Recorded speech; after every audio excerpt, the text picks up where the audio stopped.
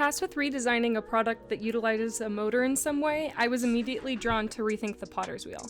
As a ceramicist myself, I am very familiar with how complex and physically straining the task of throwing was, and so I was curious how to innovate a product design or redesign that could help improve the strain. So I asked my professor Kurt if I could come and interview some students and himself during his throwing class. I asked him about what major pain points they experienced throwing.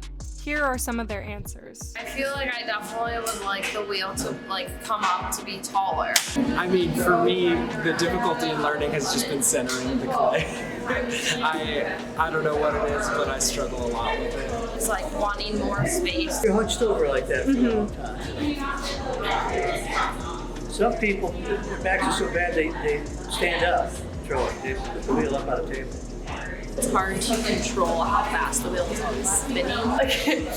Sometimes it takes me so long to get it centered that then I'm nervous to start pulling the piece and stuff because it took so long to center it that I'm like, I don't want to mess it up because then I have to recenter it. Me, I'm a little shorter. So reaching over to grab the water, my sponge is a lot, especially if I'm trying to make something taller. I've smashed something. Music, right? Mm-hmm. Learning how to play an instrument is kind of boring and annoying because it's all scales and hearing and fingering. But once you learn that, then you start to create with it, right? It's the same thing with potter's wheel. Back pain was a really common problem with a lot of these potters, and so here you can see my friend Brooke. She has a solution of just propping her wheel on some bricks.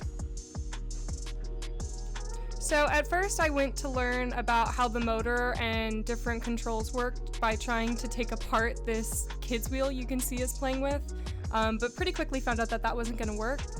So instead I set up a time to work with Rico, ASU ceramics technician.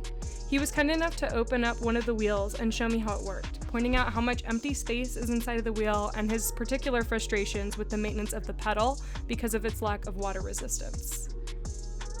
So I got to sketching and thinking and came up with a few solutions.